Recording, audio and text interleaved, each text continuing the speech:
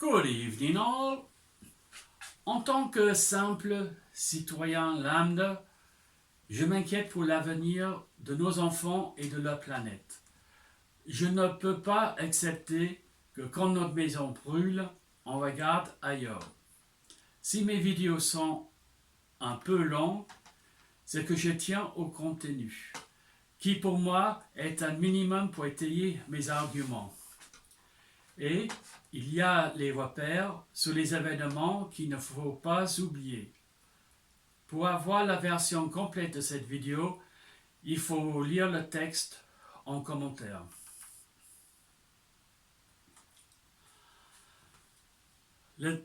Cette vidéo CX hier, numéro 15, la faillite de la démocratie représentative. La démocratie représentative est née avec les écrits de John Locke, 1632 à 1704, le père de libéralisme politique, médecin et philosophe anglais.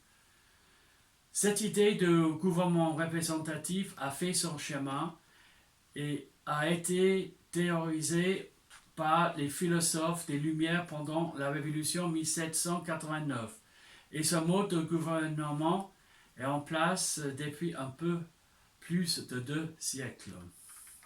Toutefois, il se trouve aujourd'hui confronté à ses propres limites. Il est essoufflé. Il a besoin vital d'être repensé, innové et d'être en phase avec notre époque et ses défis. Partout dans le monde, le réveil volcanique et l'émergence des extrêmes et de populisme le montrent. Si ce modèle n'est pas réformé, il sera bientôt en faillite totale avec un absentéisme hors contrôle et des totalitarismes prendront le dessus, avec une surveillance de masse comme en Chine avec le système de crédit social. Les citoyens sont exaspérés par la haute tenance des deux partis traditionnels qui n'ont pas apporté de solution à leurs problèmes et à leurs préoccupations depuis des décennies. Dernièrement, les manifestations sont soldées avec un record de personnes blessées, éborgnées et mutilées. Avant les défilés de 1er mai étaient paisibles et possibles en famille avec les enfants. Mais aujourd'hui, on défile avec la peur au ventre. Le droit à manifester est réprimé avec le encerclement des manifestants, la naze technique policière, comme avec le bétail prêt pour le massacre. Impossible de se pousser ou de reculer pour fuir les flashballs, grenades ou la charge. En plus, les Black Blocs, connus et infiltrés par la police, sèment le casse en toute impunité et font tort aux personnes qui défilent pacifiquement. C'est bien compris que s'il y a de la casse, des dégâts, des blessés parmi les policiers, ces manifestations seront interdites. Le Canard enchaîné, à plusieurs reprises, a rapporté que des polices en civil, en basket, en capuche, se joignaient aux manifestants les plus bruyants. Ça fait une confusion de genres, policiers, casseurs. Ça me fait penser au cas de la manifestation au Canada à Montebello pour le sommet avec George Bush le 20 août 2007. Il y avait l'infiltration des agents de police Sécurité Québec pour provoquer des violences. Manque de peau pour eux, ce sont le bot des militaires avec un triangle jaune qui les ont trahis. Bien sûr, au départ, la police a refuté ces allégations, mais la preuve était trop solide contre eux et la police a été obligée de s'excuser. Si je vous parle de cette incidence, c'est pour démontrer l'importance que les manifestants et journalistes puissent filmer la police. C'est uniquement grâce à une séquence vidéo amateur diffusée sur l'Internet qui a montré les trois policiers déguisés en casseurs et qui a permis de faire état de cette provocation. En France, ça ne peut être que facieux que l'exécutif politique passe des lois pour priver les citoyens d'une défense par vidéo contre les abus de certaines forces de l'ordre. En France, la police s'excuse rarement et quand la hiérarchie et collègues policiers défendent les mauvaises brebis, ça fait tache d'huile sur toute la police. La police a entièrement perdu la capitale confiance constituée à l'occasion de la vague d'attentats des années 2015 à 2016. Depuis, la mission de la police est transformée en bras de répression politique contre les opposants des réformes non consensuelles. La police perd la confiance des citoyens. Et en pourtant, nous avons besoin d'une police républicaine. Le problème est que dernièrement, les présidents sont élus à une très courte majorité. Il n'y a pas de consensus avec les opposants et les intermédiaires. Les gens manifestent dans la rue pour montrer leur désapprobation. Ces manifestations sont une soupape pour dire leur colère. Et si on ne les écoute pas, il y en aura d'autres en escalade. Alexandre Laurent, un des fondateurs de Doctissimo, lors d'une conférence destinée aux étudiants VIP de Polytechnique, a affirmé carrément que les gilets jaunes, qu'il appelle les inutiles, sont des êtres intellectuellement inférieurs, incapables de comprendre les enjeux du monde actuel. Tandis que, heureusement, les élèves des grandes écoles, les dieux, sont là pour diriger les masses et les guider vers la raison.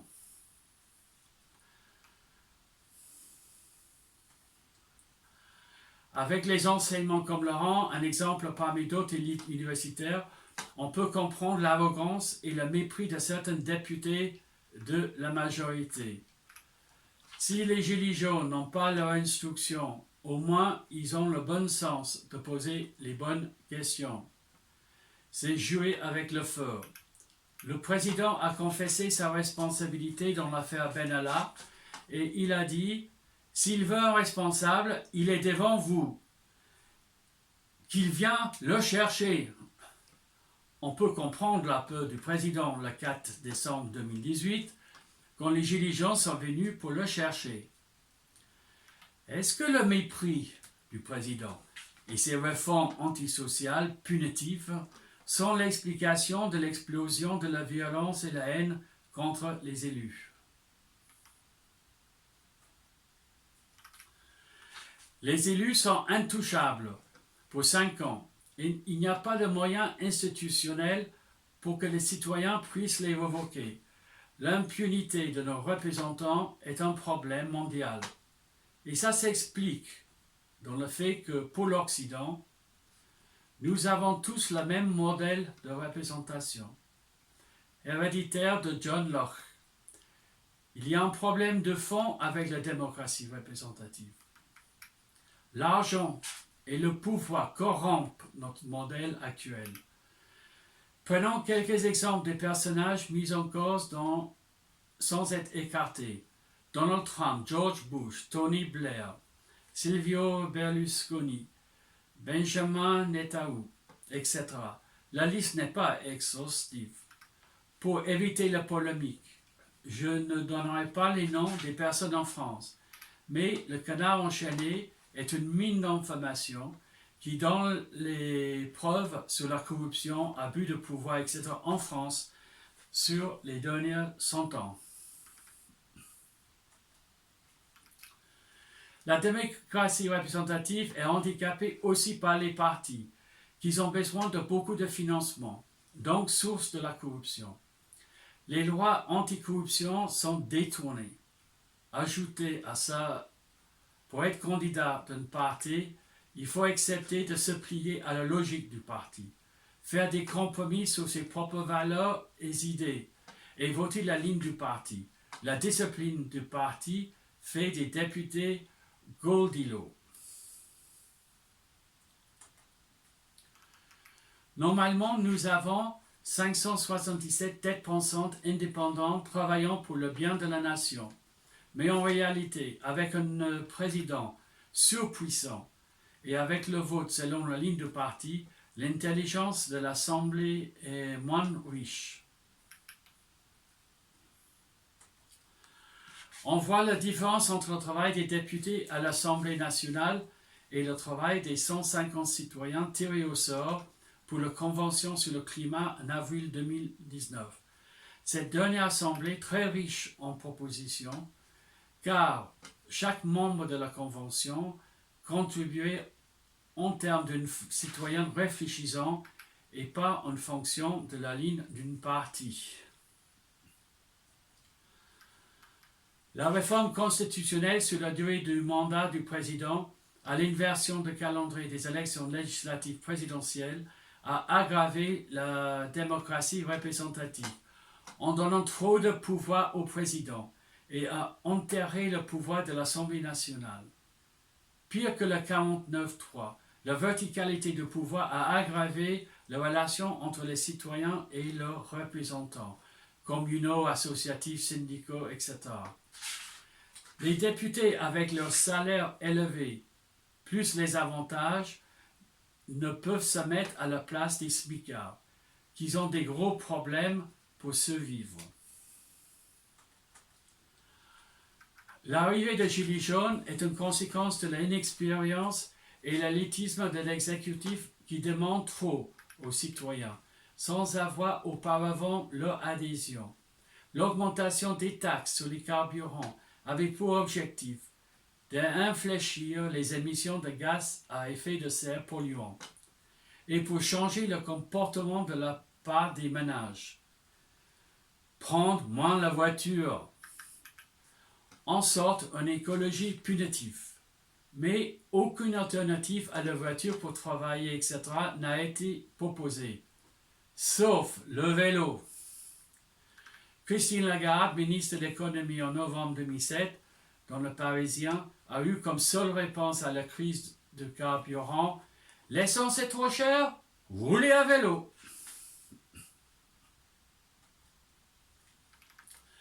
Les mouvements de protestation non structurés et sporadiques des Gilets jaunes n'ont pas été faits pour durer. Mais sans réponse sur la taxe de gasoil, etc., le mouvement a pris de l'ampleur et d'autres revendications s'ajoutent à la liste. Les déserts médicaux, la fermeture des écoles, l'urgence climatique, le RIC, etc.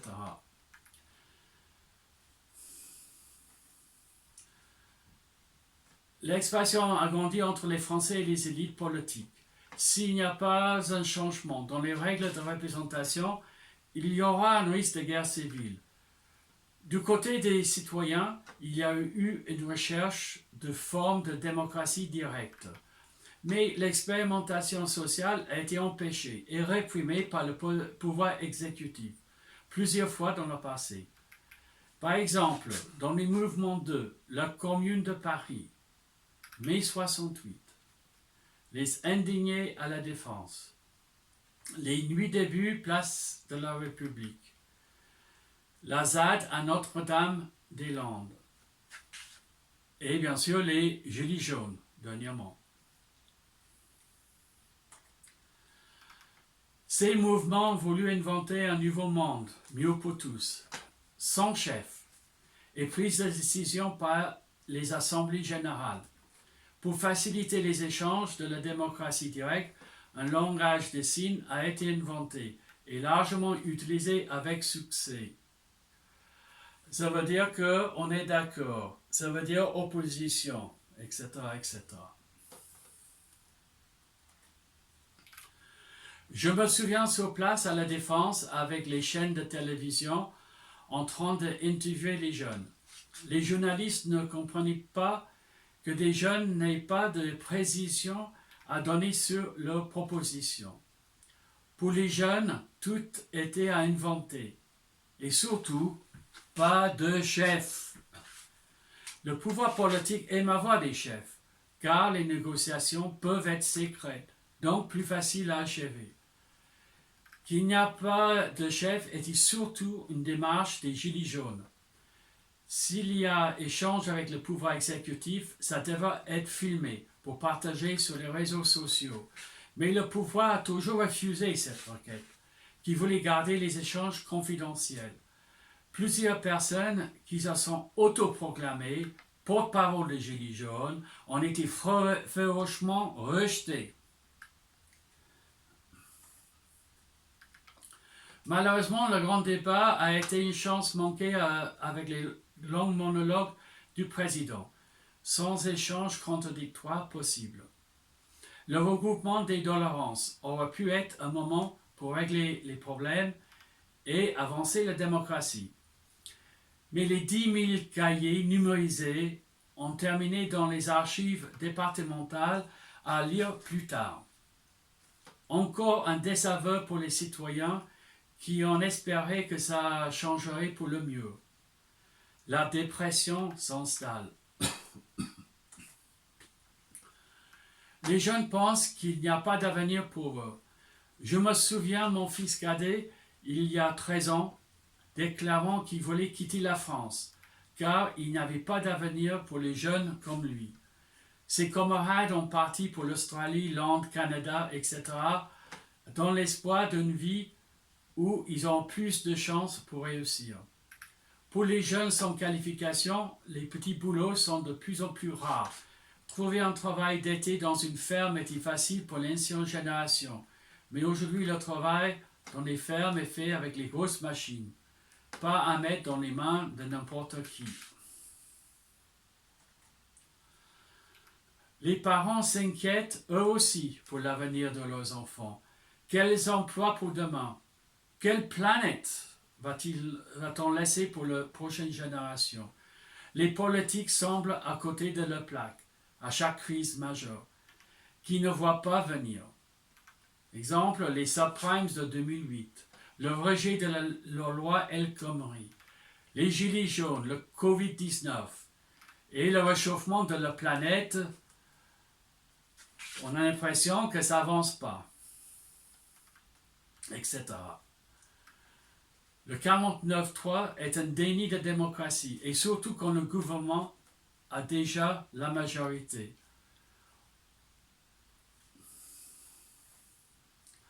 En plus, les élites politiques n'arrêtent pas de prendre des mauvaises décisions. Privatisation des autoroutes, extension de l'aéroport de Nantes, de passer les réformes impactant socialement sans consensus. Favoritisme pour les grandes unités, grandes surfaces commerciales au détriment des petits magasins, groupement des écoles en supprimant les écoles rurales, propagation de la logique d'une hyperconsommation, que chacun soit propriétaire de son pavillon sans prendre en compte l'impact sur l'écologie, de favoriser la voiture électrique à batterie plutôt qu'à hydrogène.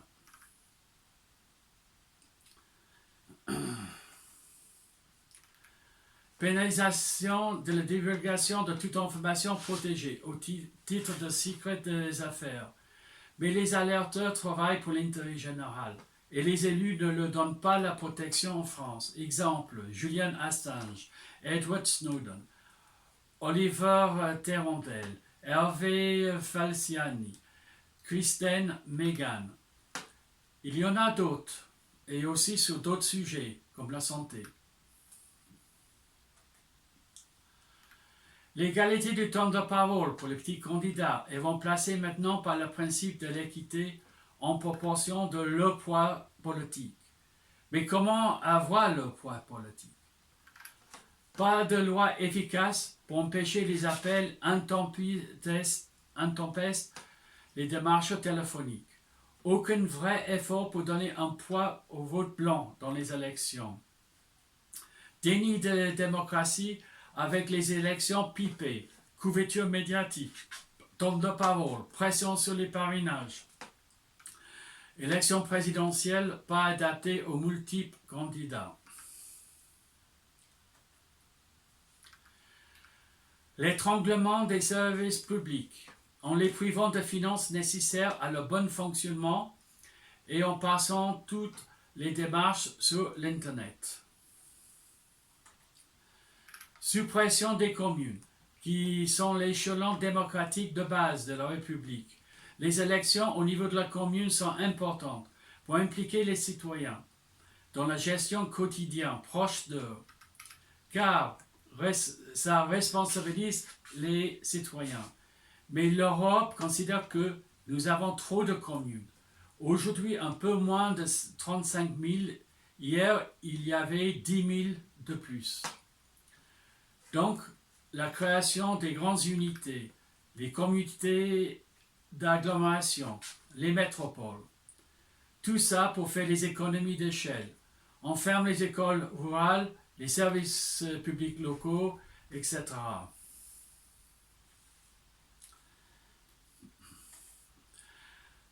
Pas seulement un désert médical, mais un désert tout court.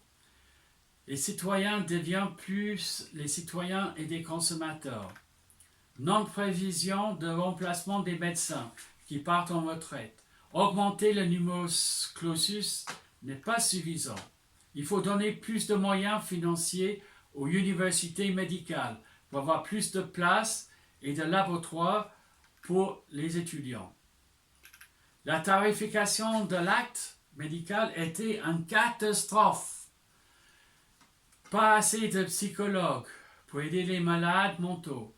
Le traitement médicamenteux des symptômes moins coûteux est la seule solution proposée.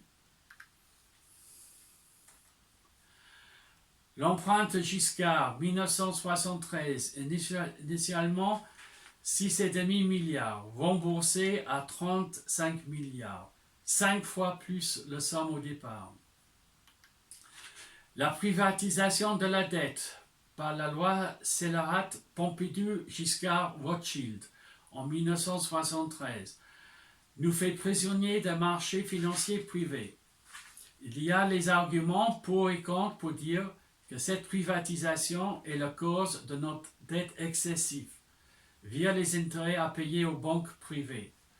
Pour l'instant, je me range dans le camp de Michel Rocard, qui estime que cette loi a l'interdit à l'État de se financer sans intérêt auprès de la Banque de France et l'oblige à aller se financer sur le marché financier privé à un taux élevé. Sur le seul dette de l'État entre 2007 et 2020, la France a payé un peu moins de 600 milliards d'euros d'intérêts. Ces remboursements ne sont toutefois pas définitifs, puisqu'ils consistent largement à faire rouler la dette, c'est-à-dire rembourser pour réemprunter. La BCE a fait marcher la planche à billets pour à peu près de 3 000 milliards d'euros et les donner aux banques privées à un taux très bas, qui à leur tour ont prêté une partie à l'État français à un taux plus élevé. Contre l'intérêt général, la privatisation des entreprises qui rapportent et nationalisation des entreprises qui perdent de l'argent. Les autoroutes, la Française de jour, Alstom, aéroports comme Toulouse, Angy, les lignes de SNCF dans le sud de France les plus rentables en laissant les moins rentables à l'État, maisons de retraite, Thomson Multimédia, Télécom et du numérique à Nokia, etc., etc. La privatisation de l'électricité est un exemple du non-sens en lui-même. Le EDF vend à perte de l'électricité aux entités privées qui à leur tour la revend plus cher à leurs clients. Pire que ça, les gouvernements et lobbies successifs nous ont obligés à avoir les centrales à uranium pour pouvoir faire la bombe nucléaire plutôt que le thorium vert, sel fondu, qui est plus sûr, moins cher, moins radioactif et surtout n'a pas besoin d'énormes quantités d'eau. Le dernier président, en tant que candidat, à plusieurs reprises, a promis de veiller au maintien des pensions pour les retraités. Une fois élu, il a infligé une augmentation de la CSG et la sous-indexation des retraites sur l'inflation. Une trahison sans nom qui a été dénoncée par les Gilets jaunes. Merci. Les citoyens n'ont pas de choix des candidats, seulement ceux issus des grands partis. Les petits candidats ne sont pas un choix qui compte dans le résultat final, car ils ne passeront pas au deuxième tour. Les députés ne peuvent pas voter dans l'Assemblée nationale, dans leur âme, car ils sont contraints par les consignes de leur parti, chantage aux subventions, investitures, etc. Hypocrisie sur l'aide aux SDF, l'installation des mobiliers urbains anti-SDF sur les bancs publics, les abribus, etc.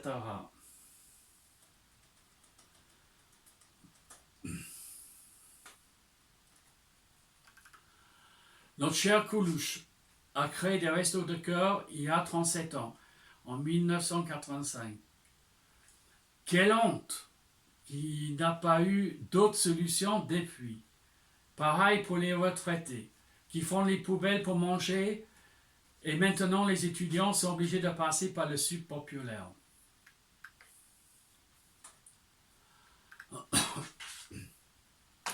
On exporte les armes et bombes, et les réfugiés bombardés par ces bombes viennent chez nous. Mais on ferme nos frontières. Quelle hypocrisie! Tromperie et mensonges économiques sur la ubérisation, les chiffres de chômage, la réduction des cotisations pour augmenter les salaires, etc. Renoncement à notre abolition de la peine de mort. François Hollande, en tant que président, nous a confirmé que l'État français assassine des cibles hors de la France. Est-ce que l'assassinat des journalistes Ghislaine Dupont et Claude Verlot au Mali, le magistrat Bernard Borrell au Mohamed Kadhafi ont été des cibles? Y a-t-il eu d'autres cibles comme suggéré par les journalistes? Et pire, y a-t-il eu des cibles en France? Pas de moratoire sur les élevages intensifs où le risque des virus zoonotiques est dangereux. On connaît tous les poules et les 1000 vaches dans les fermes industrielles. Alors, pour changer, j'ai choisi une image de cochon. Comme vous voyez, peu de place pour bouger. Rien fait contre la maltraitance des animaux. Pas de statut ou plus de territoire pour les autres espèces. Mauvaise gestion du sang contaminé, chlordécone, pesticides, etc. Pas de moratoire sur la création des supervirus. En 2013, un supervirus OGM, hybride H1N1, H5N1, a été créé. Et si ce virus s'échappe, il pourrait y avoir jusqu'à un estimé 100 millions de morts. Quand j'ai lu cet article en 2013 et un deuxième dans le journal Le Monde, j'avais peur pour nous tous. Pas de débat public sur les vaccins sur les humains. Pas de droit à l'information juste et manque d'un accès par l'Internet à toute information publique. Pas d'application des lois pour préserver la liberté de la presse et éviter la concentration des médias. Bafouage des valeurs de la République. promotion de l'individualisme contre le collectif, promotion de la compétition plutôt que la coopération. Gouverner par la peur pour pouvoir passer des réformes non acceptables.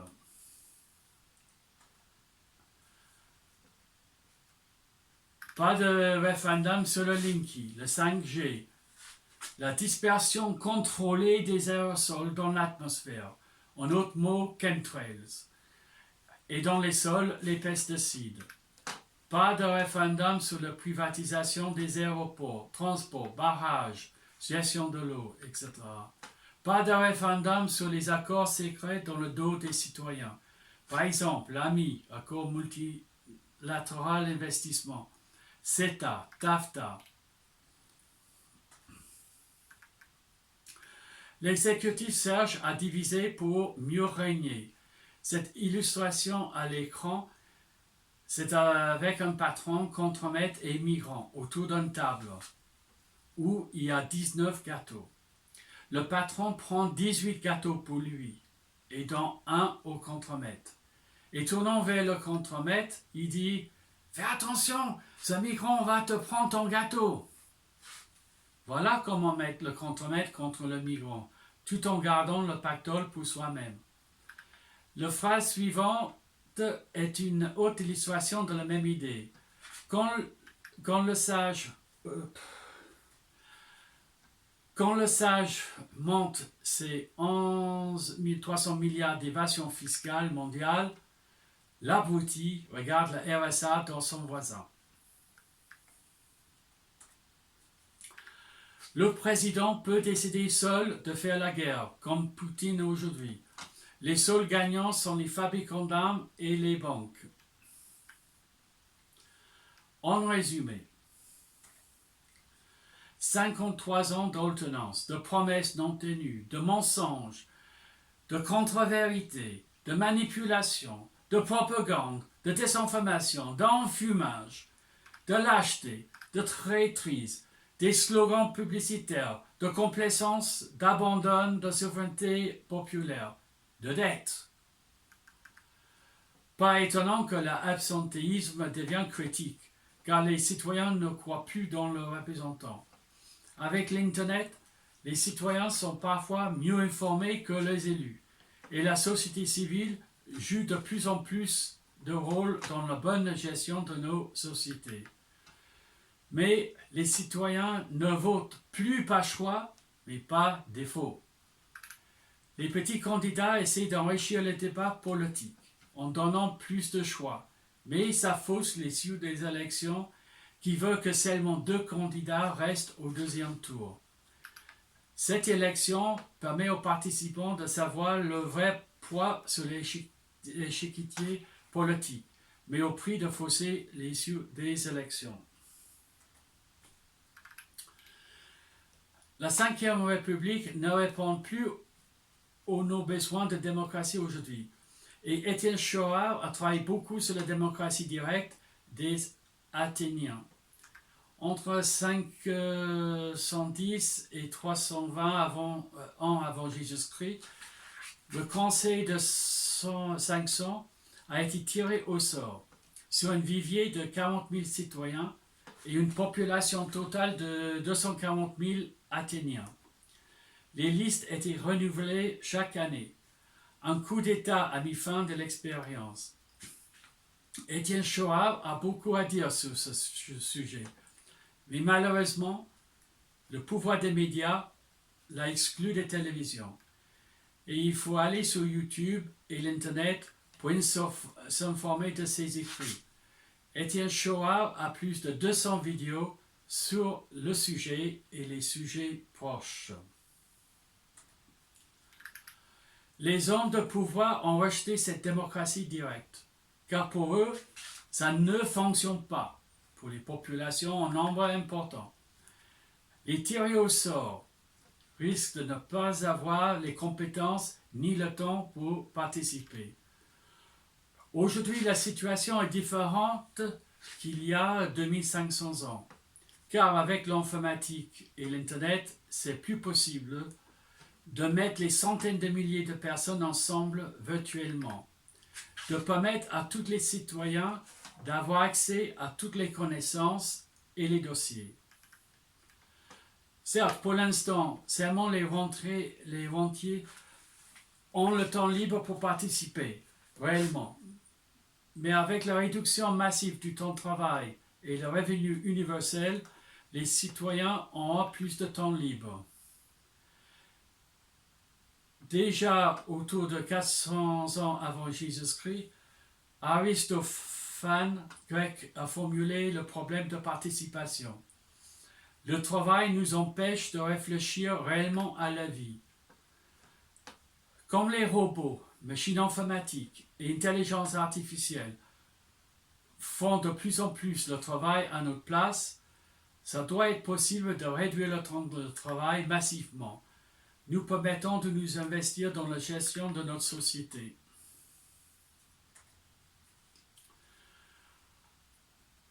Aujourd'hui, une des critiques de la démocratie représentative est que nos représentants ne nous ressemblent pas. Avec le tirage au sort, il y aura une meilleure répartition par sexe, par âge, par religion, par riche-pauvre, par corps de métier, etc. Les problèmes d'absentéisme, de parrainage, de l'argent occulte pour les campagnes électorales et la représentation de petits candidats seront réglés et le coût des élections sera moins élevé. Une sixième république est un nouvel avenir à inventer avec les jeunes et avec tout le monde. Ça sera comme un cerveau collectif qui cherche le vrai au milieu des mensonges. Tout à inventer ensemble, mais il faut commencer avec l'Assemblée constituante tirée au sort. Les sessions de l'Assemblée constituante peuvent être en virtuel, via l'Internet, accessibles par tous, partout, sans déplacer. Dans l'émission de l'Élysée 2022 sur France 2, nous avons eu l'expérience de 150 personnes participant au départ, comme dans l'image. J'ai fait confiance à nos jeunes informaticiens pour améliorer la présentation et l'échange, et pourquoi pas utiliser les hologrammes pour voir la personne qui a la parole. Par contre, je n'accepterai jamais le vote électronique anonyme par console informatique, car il n'y a aucun moyen de maîtriser la fraude. Un vote nominatif est acceptable car vérifiable. Je m'arrête là et je vous donne rendez-vous à la sortie de mes prochaines vidéos CXIR sur YouTube pour la présidentielle 2022 sur mes thèmes de 2017.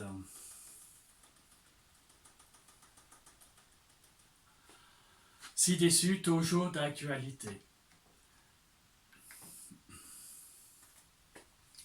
J'ai un thème qui n'est pas sur ma liste, d'une importance majeure, qui est tabou dans les médias. Tabou pour les candidats actuels. Si vous devinez quel est ce tabou, informez-moi à l'email cxir.fr@gmail.com. En attendant, nous allons voir si le vilain petit canard de la presse, seul à proposer la vraie sixième république, va surpasser l'handicap des médias contre lui et se transformer en un beau signe au deuxième tour. Merci pour votre attention.